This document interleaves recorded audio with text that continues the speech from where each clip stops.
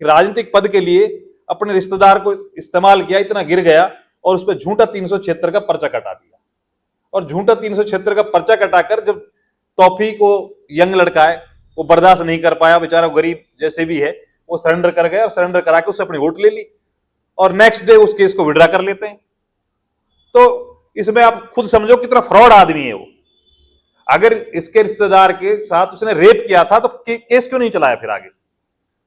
जब इसको वोट डाल दिया तो केस विड्रा, वोट नहीं डाल रहा था तो इसको गिरफ्तारी के लिए तैयारी कर रहे थे।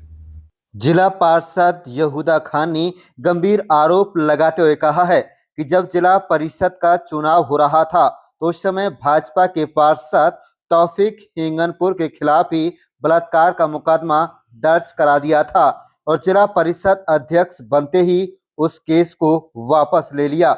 इन्होंने अपने एक रिश्तेदार से ही बलात्कार के आरोप लगवा दिए थे। यहूदा खान ने कहा कि जान मोहम्मद फ्रॉड किस्म का व्यक्ति है। जब इसने अपना पद पाने के लिए इस तरह का आरोप एक पार्टी के ही पार्षद पर लगा दिया था। जान मोहम्मद एक भ्रष्ट व्यक्ति है।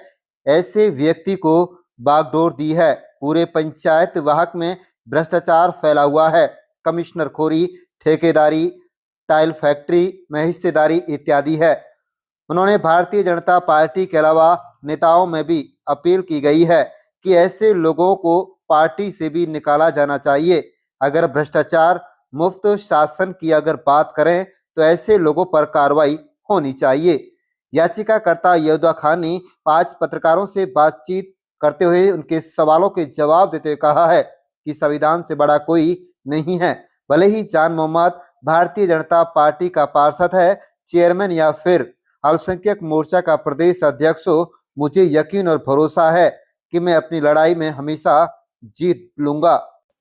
आप देख रहे हैं नुहमेवाद से लियाकत अली की रिपोर्ट। हमारे चैनल को सब्सक्राइब जरूर कर लीजिएगा और रोजाना देखते रहिएगा जिले की तमाम छोटी बड़ी खबरें। जान मोहम्मद की जो झूठ और सच्चाई की जब बात आती है तो जान मोहम्मद कितना सच्चा इंसान है और कितना ईमानदार इंसान है, आप सबके सामने मिसाल है। जब जिला परिषद का चुनाव हो रहा था, बीजेपी का एक पार्षद था तौफीक, और तौफीक बीजेपी से ही चुना गया था। जब तौफीक ने कहा कि मैं भी जिला प्रमुख के लिए कैंडिडेट हूं, तो इन्होंने अपनी एक रिश्तेदार को इस्तेमाल कर, बड़े शर्म की बात है, एक राजनीतिक पद के लिए अपने रिश्तेदार को इस्तेमाल किया, इतना गिर गया और उस पर झूठा 376 का पर्चा कटा दिया। और झूठा 376 का पर्चा कटाकर जब तौफीक वो यंग लड़का है, वो बर्दाश्त नहीं कर पाया, बेचारा गरीब जैसे भी है, वो सरेंडर कर गया और सरेंडर करा के उससे अपनी वोट ले ली और नेक्स्ट डे उस केस को विड्रा कर लेते हैं। तो इसमें आप खुद समझो कितना फ्रॉड आदमी है वो। अगर इसके रिश्तेदार के साथ उसने रेप किया था तो केस क्यों नहीं चलाया फिर आगे? जब इसको वोट डाल दिया तो केस विड्रा, वोट नहीं डाल रहा था तो इसको गिरफ्तारी के लिए तैयारी कर रहे थे। और मेरा तो यह है कि देखो, जान मोहम्मद जैसे भ्रष्ट व्यक्ति को जिले की जो बागडोर दी गई है, पूरे पंचायती राज में जिले में इसने पूरा भ्रष्टाचार फैलाया हुआ है। कमीशन खोरी, ठेकेदारी, टाइल फैक्ट्री, ये सारे इसके फ्रॉड। और बीजेपी पार्टी पूरे देश में और प्रदेश में एक संदेश देना चाहती है बार बार कि भाई हम भ्रष्टाचार के खिलाफ हैं, हम भारत को भ्रष्टाचार मुक्त करेंगे। तो मेरी तो बीजेपी पार्टी से भी ये रिक्वेस्ट है कि ऐसे भ्रष्ट आदमी को अपने पार्टी से बर्खास्त करें। अगर उनको ये छवि रखनी है कि बीजेपी भ्रष्ट मुक्त भारत देखना चाहती है, तो अगर भ्रष्टाचार मुक्त भारत देखना चाहती है तो इस भ्रष्ट आदमियों को अपना साथ ना लगाए।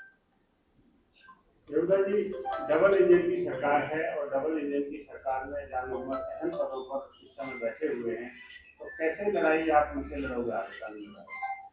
देखो, बात यह है, संविधान से बड़ा कोई नहीं होता।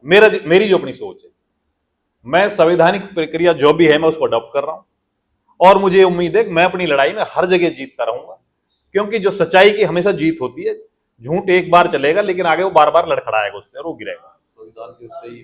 प्रधानमंत्री बना तो जो भारतीय जनता पार्टी जो आज देश में राज कर रही है, वो भी संवैधानिक प्रक्रिया को अडॉप्ट करके वो राज कर रही है। तो संविधान से बड़ा कोई नहीं है। और मुझे तो ये उम्मीद है कि भारतीय जनता पार्टी ऐसे भ्रष्ट आदमी को बहुत जल्द से जल्द बर्खास्त करेगी, अपनी पार्टी से निष्कासित करेगी, जिसने पूरे जिले में, पंचायत राज में ये सारे फ्रॉड कर रखे हैं, कमीशन खोरी, घोटाले, आम जिले के आवाम का पैसा अपने घर में ले जाए एक आदमी, क्या उसको आप ईमानदार कहोगे?